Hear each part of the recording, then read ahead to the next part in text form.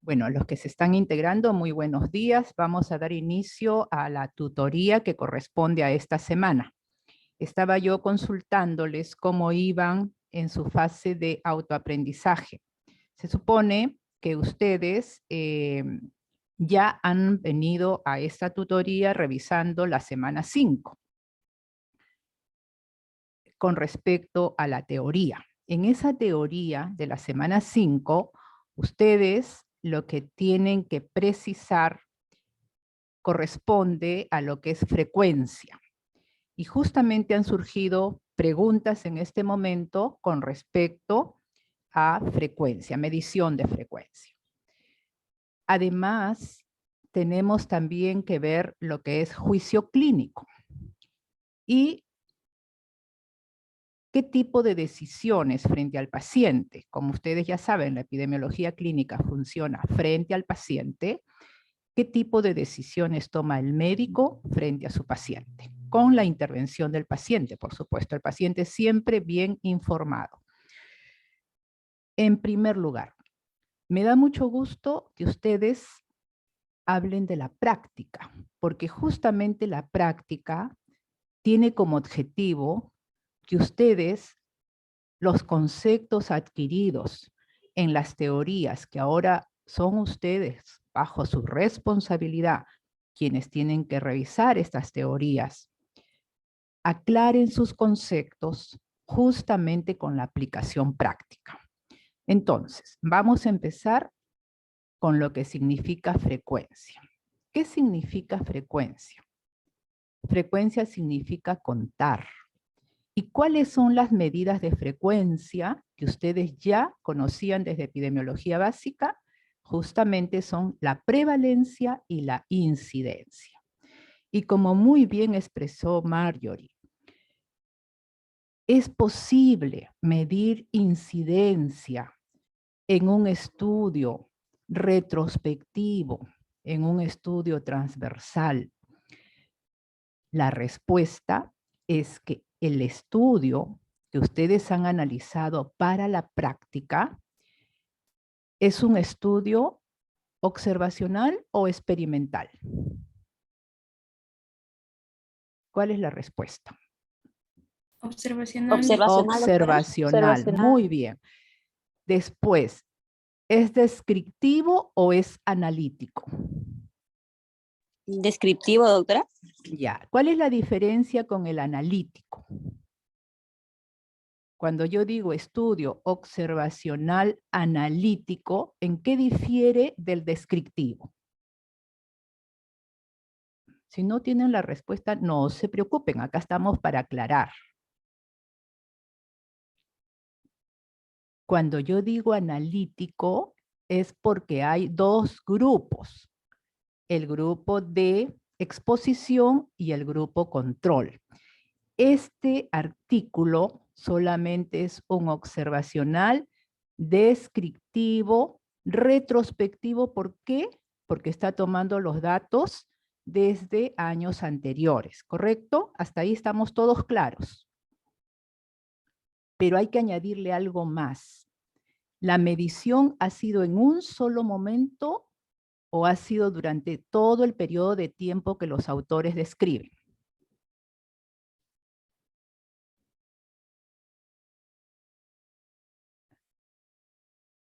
Si ha sido en un solo momento, un estudio que se mide en un solo momento, ¿cuál es el diseño? Eso tiene un nombre. Es un estudio de corte, no cohorte, sino de corte transversal, que también se denomina prevalencia. Este no es el diseño que ellos tienen. Por eso es que ahí viene la palabra longitudinal. O sea, un descriptivo puede ser transversal o puede ser longitudinal. Cuando hablamos de longitudinal, hay un periodo de tiempo largo. Y ese estudio sí me permite ver, observar aparición de los casos nuevos durante todo ese periodo de tiempo.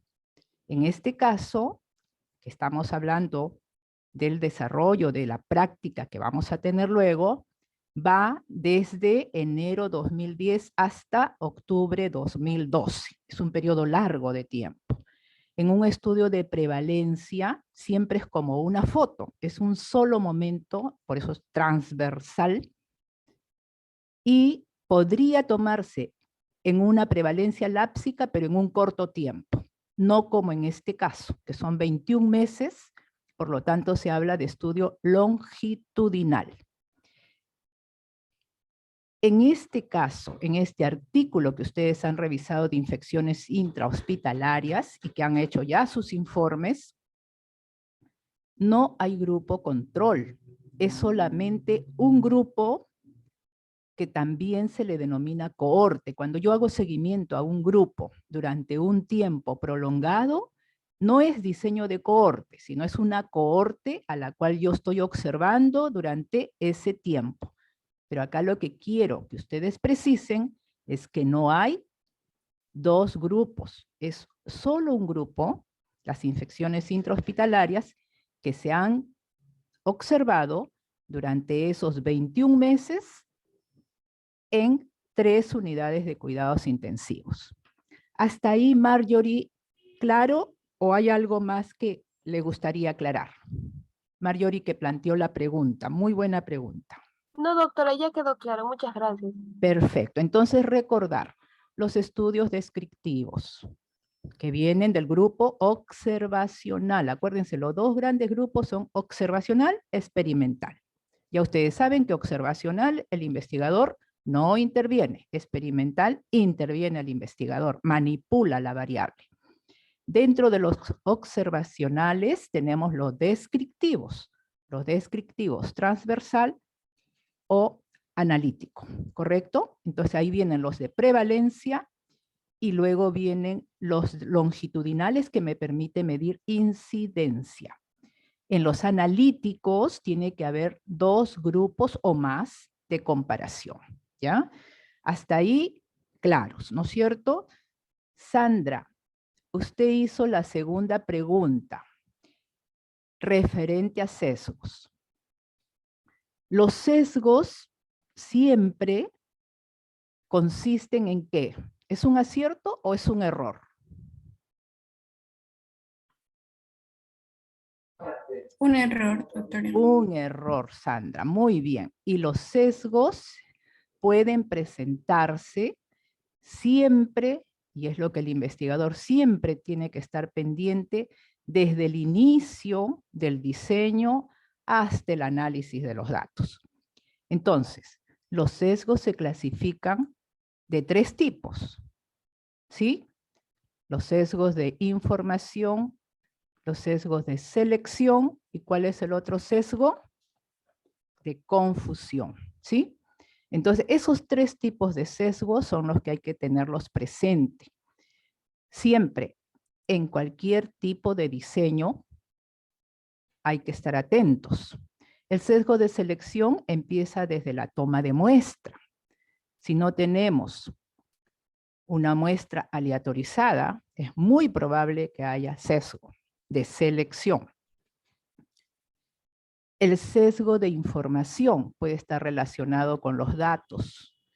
El sesgo de confusión es cuando hay un factor que está provocando esa confusión porque es una variable independiente que puede estar interviniendo ya sea sobre el efecto o ya sea sobre el factor predisponente. Entonces, siempre la clasificación de sesgos, son múltiples sesgos los que ustedes van a encontrar en su exploración científica, que ahora ya están acostumbrándose a su lectura con un análisis crítico. No hay que creer en todo lo que está escrito. Siempre hay que analizar, y ese análisis crítico justamente lo van a ir consiguiendo a medida en que vayan ejercitándose. No es fácil, es difícil, pero la experiencia ustedes mismos lo van a ir formando. En ese sentido, siempre les digo, no hagan los informes por presentarlos, analicen. Ahora que están en grupo, yo veo en vuestros grupos que hay una mejora en ese análisis y esperamos que siga así. Tiene que haber una presentación, un análisis y sus conclusiones con la participación de todos, ¿no? Eso el grupo tiene que autocontrolar también. ¿Alguna otra pregunta con respecto a esta semana de teoría? Levanten la mano, por favor. ¿Dudas, aclaraciones, aportes?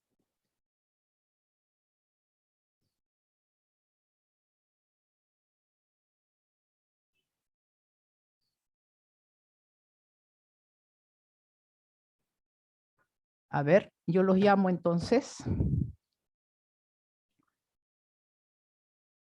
Fiorella, Coro. Sí, doctora, buenos días. ¿Alguna pregunta, Fiorella? ¿Alguna duda con respecto a su teoría revisada o todavía no ha revisado su teoría? No, doctora, con respecto también al informe, no tampoco. Bueno, miren, yo les pido, por favor, las tutorías. Ahora los docentes en esta nueva etapa de aprendizaje a distancia, ustedes no tienen la obligación de venir a esta hora, pero ustedes están asistiendo sin registro de asistencia, como ustedes ya saben, pero es el interés que ustedes tienen por resolver dudas. Entonces, al inicio de la reunión, habían 4 alumnas, de las cuales 2 hicieron preguntas, que es lo que acabamos de tratar. Si hay alguna pregunta del resto de alumnos y alumnas que han ingresado posterior, levanten su mano y expresen. Por favor, aquí lo que queremos es aclarar, fortalecer, si hay alguna duda, fortalecer el conocimiento en lo que yo pueda ayudarlos, y si no, buscaremos información. Definitivamente, las teorías tienen que ser revisadas antes de venir a su tutoría. Pero estoy encontrando ya durante esta semana de que muchas veces no han revisado la teoría aún. Les aconsejo que lo hagan, ¿ya? Definitivamente para la aplicación en sus prácticas tienen que revisar su teoría. Y eso es lo que hemos estado explicando, que la semana 5 comprende 4 aspectos. Uno es el juicio clínico, las medidas de frecuencia y la toma de decisiones, finalizando pues con una evaluación que a ustedes se les hace a través de sus módulos. ¿Qué es el juicio clínico? Antiguamente uno ingresaba pues ya al hospital, empezando por el internado, y encontraba médicos con una experiencia muy amplia, que es lo mismo que ustedes van a observar, y esa experiencia era muy respetada, ¿no? Pero ¿cómo medirla? En esa época no había mediciones. Ahora ustedes van con esta herramienta, teniendo un concepto ya de la epidemiología clínica, conociendo cuáles son las medidas y recordando que siempre en medicina se trabaja con probabilidades. Entonces, cuando ustedes tienen la experiencia frente a ustedes de un médico que muchos años ya viene trabajando en parte clínica y conoce la expresión sintomatológica o evidencia física de una enfermedad, él lo va a expresar. Si ese médico no puede medir, ustedes sí pueden buscar la medición de esa probabilidad. Entonces, en su espacio de la teoría correspondiente a juicio clínico, ustedes van a poder determinar entre 0 a 1, que es el valor de una probabilidad, acuérdense que la probabilidad siempre es positiva. No hay valor negativo en una probabilidad. Va de 0 a 1. Acuérdense de la campanita de Gauss. Entonces, si yo digo que nunca se va a presentar un síntoma en una determinada enfermedad, ¿qué probabilidad tendría? De 0 a 1. Digo nunca. 0. 0, muy bien. 0, doctora. 0, muy bien. Y si yo digo, es patognomónico de la enfermedad, siempre se va a presentar, ¿qué sería? 1. 1. 1, muy bien. Entonces, cuando yo estoy en tal vez raro, está por debajo del 35%, probabilidad 0.35, ¿no? Pero para comprendernos mejor, hablamos en porcentaje, lo multiplico por 100. 0.35 por debajo, más menos 2 desviaciones estándar, que siempre se va a ser su parámetro, significa que más o menos, ¿no? Y si ya me voy acercando hacia 1, es lo más probable. Entonces, esas mediciones clínicas, la clinimetría, se pueden expresar con probabilidades. Y ya hay trabajos publicados para determinar esta probabilidad. Siempre positiva y siempre entre 0 a 1. Es una de las partes de la teoría que tienen que revisar. La segunda parte es la frecuencia, que es lo que acabamos de hablar. ¿Qué es frecuencia? Frecuencia es medir, frecuencia es contar, ¿sí? ¿Cuáles son las medidas de frecuencia más utilizadas en epidemiología? Prevalencia e incidencia. Prevalencia, ustedes ya saben que mide casos nuevos y casos existentes, casos antiguos. La incidencia que mide casos nuevos. Cuando estábamos en básica, el denominador era población, nada más. Ahora en epidemiología clínica se habla de pacientes. Y es lo que ustedes han experimentado con el artículo que han revisado. Pero lo que tenemos que reconocer es que en la incidencia existen dos tipos de medida. La tasa de incidencia acumulada y la densidad de incidencia. ¿Cuál es la diferencia en estas dos medidas? ¿El numerador o el denominador? El denominador. Muy bien, Marjorie, muy bien. Explique por qué encuentra usted la diferencia. A ver. Hablamos del denominador de tasa de incidencia, nos referimos a la cantidad de personas que están expuestas a desarrollar el daño, la enfermedad que estamos analizando. En cambio, en densidad de incidencia viene a ser más, se evalúa el tiempo persona. Muy bien. Viene a ser más. Faltó una palabrita ahí. Enfermedad o personas enfermas, doctor. Ya, Gloria. Marjorie. ¿Cuál es la diferencia de medir tiempo persona frente a la otra incidencia? Vamos a hablar de incidencia acumulada, la TIA, acuérdense, la tasa de incidencia acumulada, y vamos a hablar de densidad de incidencia. Marjorie. A ver.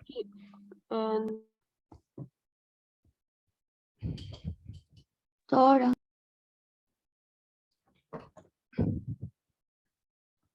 A ver. ¿Me escuchan? Sí, doctor. Ya. Vamos a, permítanme un ratito, voy a compartir un artículo para que ustedes vean esta diferencia. A ver.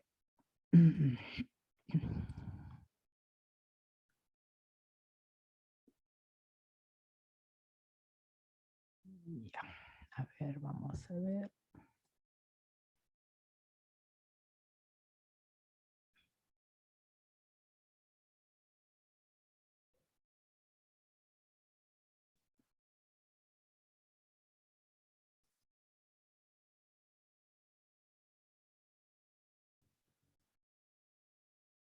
¿Están viendo ahí mi Sí, pantalla? doctora. Bien.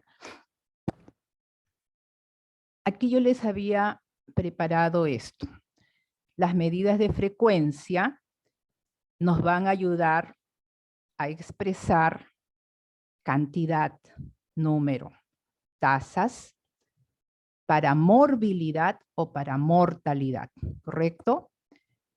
Yo las puedo medir a través de la prevalencia y a través de la incidencia.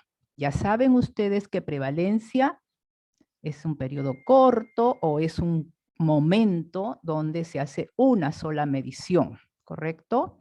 Y la incidencia exige tiempo prolongado. Es una medición que se hace en el tiempo. ¿Y qué va a medir la incidencia? Los nuevos casos, la presentación de nuevos casos. Ambas tienen en el numerador casos y en el denominador siempre va a ir la población relevante. En este caso, en epidemiología clínica, las poblaciones relevantes son pacientes que tienen determinada enfermedad o síntomas que se identifican en contexto clínico.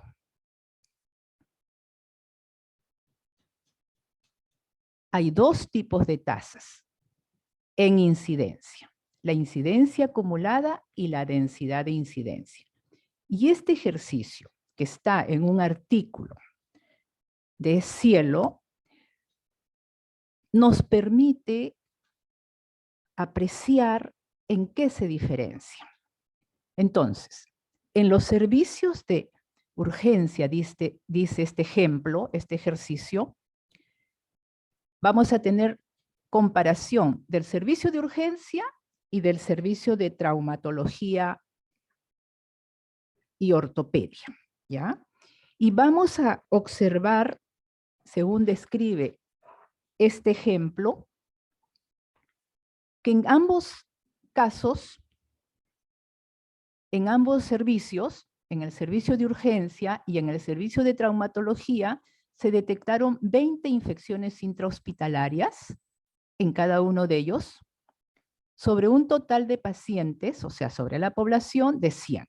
Hasta ahí los datos son los mismos, tanto para urgencias como para traumatología. Como son infecciones intrahospitalarias, se desea establecer un programa de higiene de manos para disminuir el número de pacientes con infección intrahospitalaria. Y la pregunta que se hace el investigador es, ¿dónde empiezo? ¿Dónde inicio la aplicación del programa para higiene de manos y con ello disminuir las infecciones intrahospitalarias?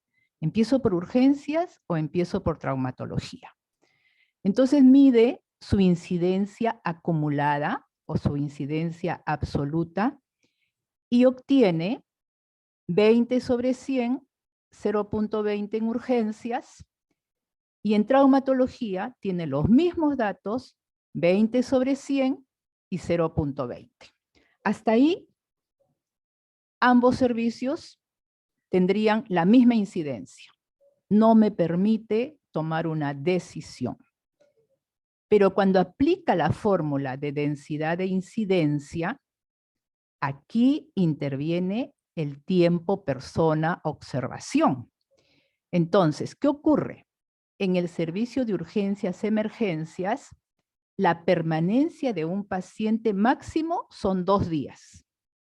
Porque a los 2 días ya se define, o pasa a hospitalización, o se va de alta, etcétera, de acuerdo al destino que tenga. El tiempo promedio de permanencia en urgencias es 2 días. En traumatología, el paciente permanece en promedio 10 días. Entonces, cuando en la densidad de incidencia yo hablo del denominador, que va a ser tiempo, persona, observación, Ahí viene la gran diferencia. En urgencias, mi densidad de incidencia va a ser de 0.1 y en traumatología va a ser 0.02. Si lo transformamos a porcentaje, la densidad de incidencia sería 10% en urgencias y 2% en traumatología. Si yo aplico una medida de asociación que ustedes ya conocen, que es el riesgo relativo, y divido los expuestos, que sería urgencias, entre la incidencia de traumatología, que me está dando un menor valor, el riesgo relativo va a salir 5. ¿Qué quiere decir eso? Que los pacientes que están en urgencia, emergencia, atendidos en esa área de urgencia-emergencia, tienen 5 veces más riesgo de adquirir una infección intrahospitalaria que los servicios de traumatología. Entonces, aquí este ejercicio nos hace ver la importancia de la densidad de incidencia. Por eso es que cuando se les pregunta, ¿cuál es la medida de frecuencia más importante? La respuesta es la densidad de incidencia. ¿Por qué? Porque usted está midiendo el tiempo exacto de exposición frente a un factor de riesgo en este grupo de personas que está haciendo el seguimiento, que les podemos denominar cohorte, no diseño de cohortes, sino una cohorte. Un grupo de personas constituye una cohorte si yo lo sigo durante un tiempo determinado. Este ejemplo nos demuestra cómo la densidad de incidencia mide la velocidad de aparición de nuevos casos. Tanto la incidencia acumulada como la densidad de incidencia son tasas. ¿Y qué significa una tasa? A ver, vamos a parar acá. ¿Qué significa una tasa? ¿Es una proporción? ¿Es una razón? ¿Es un cociente? A ver, ¿qué es una tasa? Kevin Vallejos.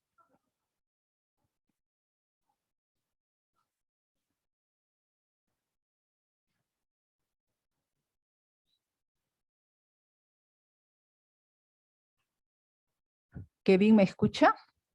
Doctora, ¿lo puedo decir yo? Sí, Alice, adelante. Bueno, la tasa indicaría básicamente una medida estadística, ¿no? Que se utiliza para medir la probabilidad que puede suceder en una población, o sea, una ocurrencia, ¿no? De un evento que es particular, como una infección, casos de muertes, ¿no? O también pueden medir las morbilidades, las mortalidades, o el incremento de la población, que ya sería como la natalidad.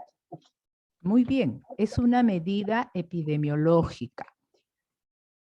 Estadísticamente o matemáticamente, mi pregunta es un cociente. Acuérdense, siempre va a haber un numerador, un denominador. Los cocientes pueden ser proporciones o pueden ser razones. Caterine ha levantado la mano. Dígame. Caterine Taipe. Sí, doctora, ¿me escucha? Sí, la escucho. Bueno, para mí la tasa, como dice, es un coeficiente, ¿no? Es que nos va a ayudar a dividir, por ejemplo, lo que está explicando, el número de acontecimiento que ha sucedido en un determinado tiempo. Bien, muy bien, Caterine. Eso era lo que yo quería escucharlos. Es una medida, es un cociente, puede ser una proporción o puede ser una razón, pero lo que tiene que haber es tiempo, ¿correcto? Y si ustedes se dan cuenta, si yo tengo la tasa de incidencia acumulada y tengo la densidad de incidencia por el tiempo, que sea un día, un mes, un año, o sea, la unidad de tiempo, mis tasas van a ser iguales. Pero cuando ya hay diferencia, como el ejemplo que acabamos de poner, 2 días en el servicio de urgencia y 10 días en el servicio de traumatología, ahí se establece la diferencia. Pero siempre recuerden, la tasa está ligada al tiempo y por eso es una medida epidemiológica creada en base a un cociente que puede ser proporción, puede ser una razón. Acuérdense, la tasa de mortalidad materna, por ejemplo, acuérdense, de epidemiología básica, era el número de gestantes, puérperas, que fallecían durante todo ese lapso, ¿no? Eso va en el numerador. Y en el denominador iba número de nacidos vivos. Por lo tanto, esa era una razón, pero se multiplicaba por una constante y en el año o en el periodo de tiempo que uno quiere, por el tiempo. Siempre la tasa tiene que ir por tiempo. Una prevalencia, una incidencia son porcentajes, o sea que su denominador está incluido en el numerador. La cifra que ve en el numerador se incluye en el denominador. Acuérdense cuál es la diferencia entre proporción y razón. En razón, los eventos son excluyentes. Numerador y denominador son diferentes, como acabamos de expresar con la mortalidad materna. En el numerador va mamás fallecidas y en el denominador recién nacidos vivos. ¿Se dan cuenta? Pero esto se puede constituir en tasa, sea proporción o sea razón. Lo importante es el tiempo. Pero si el tiempo es 1, un día, un año, un mes, ambas van a ser iguales. Por eso, el periodo tiempo-observación es lo que señala la verdadera incidencia. Y en el ejemplo que acabamos de presentar, nos da una mayor claridad de ese efecto. Hasta ahí, ¿alguna consulta más?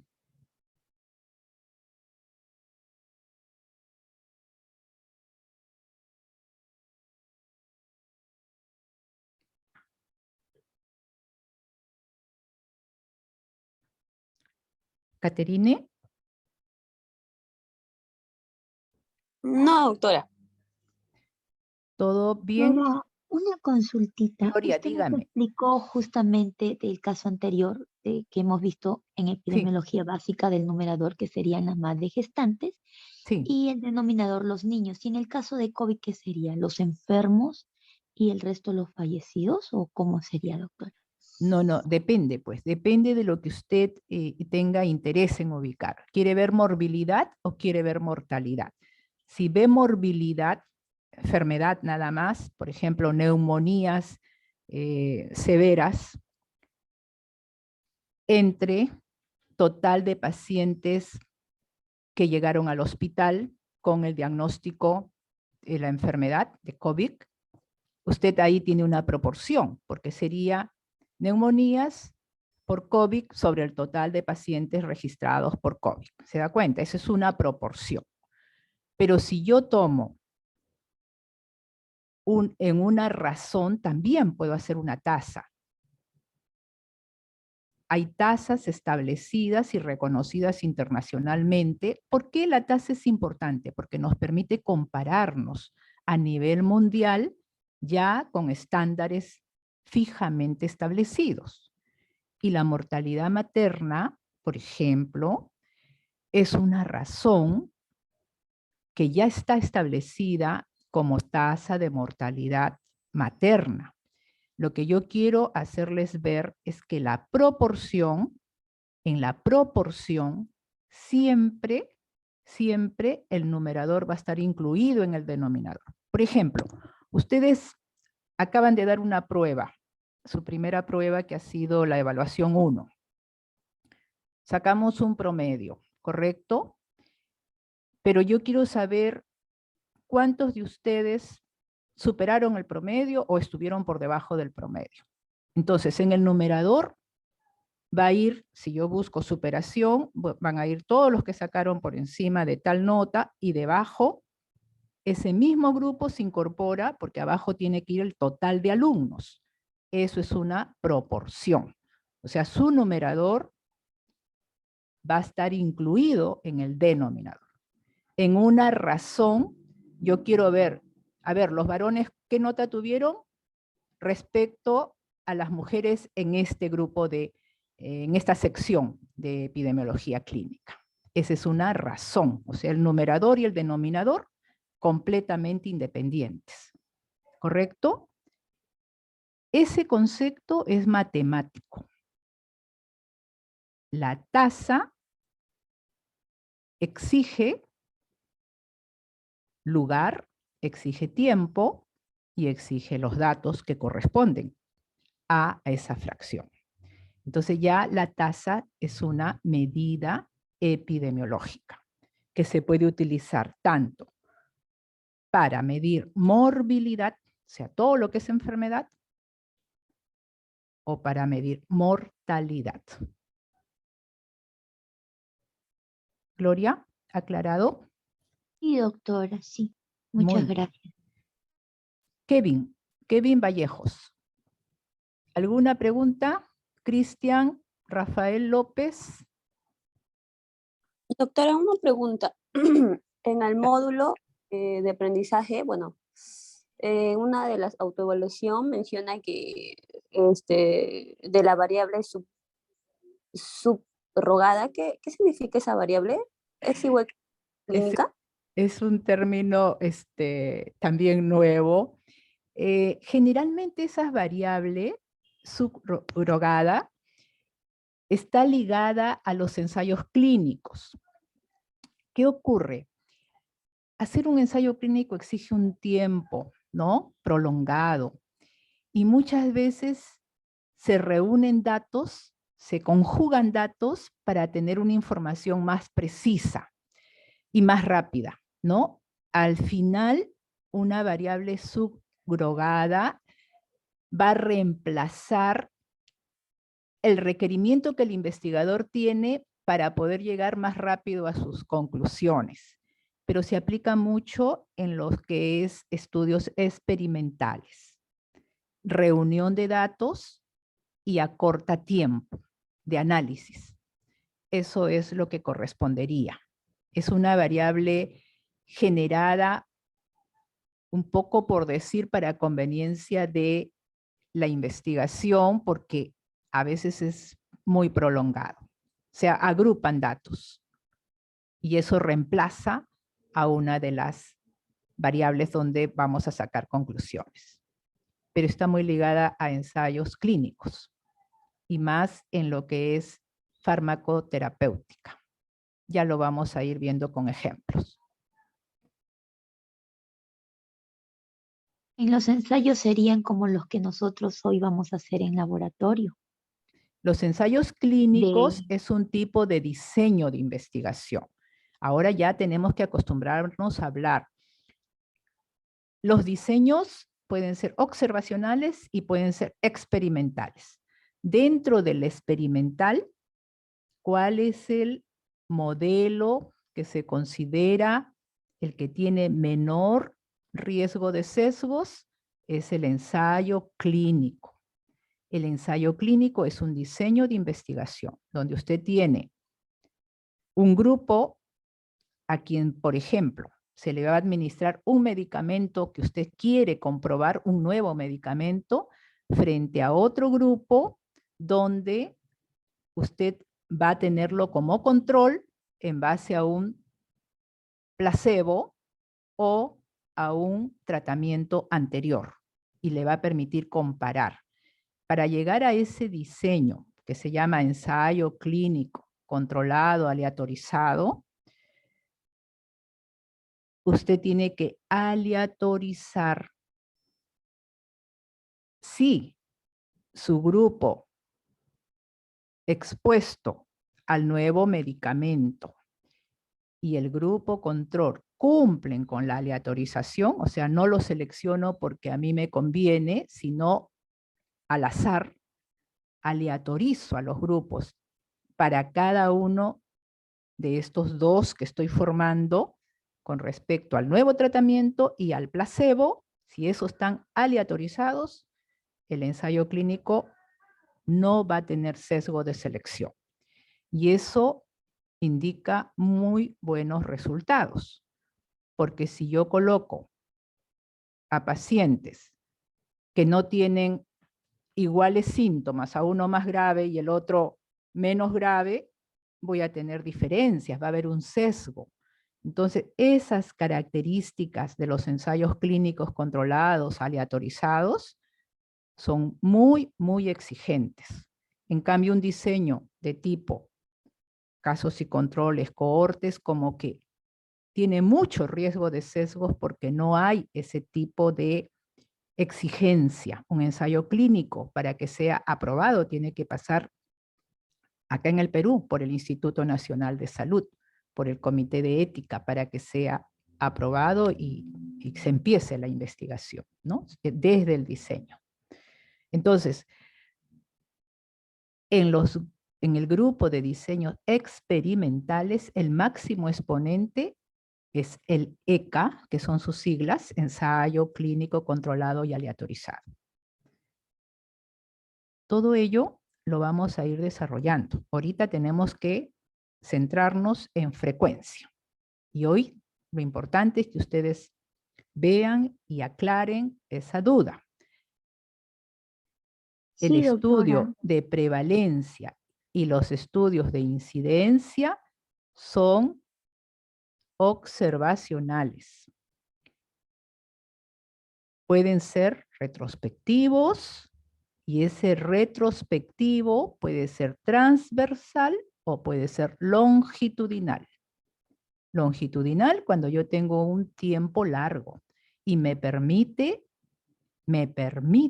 ver la aparición de casos nuevos. En este caso, un ejemplo que confunde es que el estudio ha sido retrospectivo, pero ellos han medido a través de sus indicadores epidemiológicos y clínicos, han medido cómo fueron apareciendo los casos en ese tiempo, en esos 21 meses de seguimiento.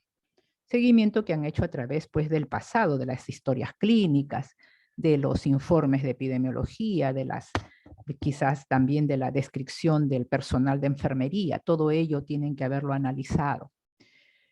Y ahí darse cuenta que no hay un grupo control, es solamente un grupo. Y a ese grupo yo le puedo denominar cohorte, no quiere decir diseño de cohorte, sino ese grupo es una cohorte que yo le hago seguimiento. Acuérdense que cohorte era un grupo de soldados en las épocas antiguas y a ellos se les hacía un seguimiento, ¿no? Cuando iban a las guerras. Entonces, el grupo ahí es uno solo, no hay grupo de comparación. Cuando ya hay grupo de comparación, el diseño se vuelve analítico. Hay grupo control. Muy bien, ya sonó la alarma. Pasamos ahora con el primer grupo de práctica. Nos despedimos aquí con respecto a esta tutoría de esta semana y nos vemos en la próxima semana con dudas o aclaraciones que ustedes requieran. Buenas tardes. Doctora, los resultados del examen se van a liberar porque las preguntas incorrectas no aparecen en la corrección. ¿No están liberados? No, doctora, solamente aparecen los resultados de las preguntas correctas. Los de las incorrectas están ocultos. Voy a revisarlo, ¿ya? Porque si no, ustedes traigan las preguntas y las respondemos en la próxima clase, ¿ya? Doctora, tengo una duda. Alice, dígame. En el Canvas aparece una encuesta de satisfacción de la primera unidad. ¿Eso lo tenemos que rellenar? Encuesta de satisfacción de la primera unidad. Sí. Dice que son 4 preguntas y está disponible hasta el 25 de septiembre. Ya, no me he dado cuenta, pero si les están pidiendo, porque esto está siendo programado directamente por por todo el equipo que maneja esta nueva etapa de distancia, aprendizaje a distancia, resuélvanlo, no hay ningún problema. ¿Mm? Ok, doctora, muchas gracias. Ya, gracias también. Buenas tardes, nos vemos la próxima tutoría. Gracias, doctor. Hasta luego.